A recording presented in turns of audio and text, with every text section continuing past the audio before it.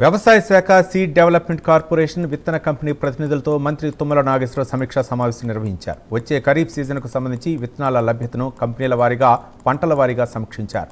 రైతులకు నాణ్యమైన, అధిక దిగుబడి ఇచ్చే విత్తనాలే అందుబాటులో ఉంచాలని మంత్రి స్పష్టం చేశారు. నకిలీ విత్తనాలను అరికట్టేందుకు పోలీస్ శాఖ సమన్వయంతో చేసుకుని కట్టుదిట్టమైన చర్యలు తీసుకోవాలని వ్యవసాయ శాఖ అధికారులను ఆదేశించారు తుమ్మల.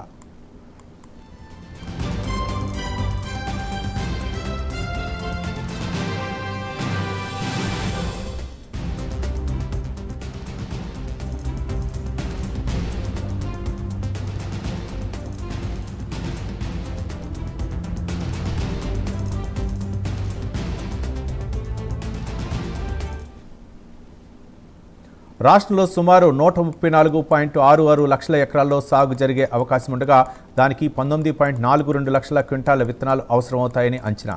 ప్రస్తుతం రాష్ట్రంలో 38.21 లక్షల క్వింటాల విత్తనాలు అందుబాటులో ఉన్నాయని, అవసరానికి దాదాపు రెండింతల నిల్వలు సిద్ధంగా ఉన్నాయని మంత్రి తెలిపారు.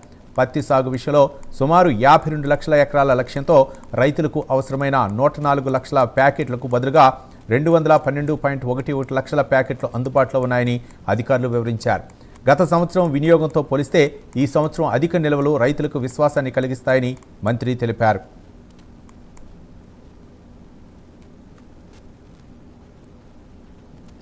హైబ్రిడ్ విత్తనాల లభ్యతపై ప్రత్యేకంగా చర్చిస్తూ రైతుల అవసరాలకు అనుగుణంగా మార్కెట్లో డిమాండ్ ఉన్న విత్తనాలను ప్రాధాన్యంగా సరఫరా చేయాలని మంత్రి సూచించారు. విత్తనాల నాణ్యతపై ఎలాంటి రాజీ పడకూడదని సీడ్ టెస్టింగ్ ల్యాబ్ల ద్వారా నిరంతర పర్యవేక్షణ జరపాలని ఆదేశించారు.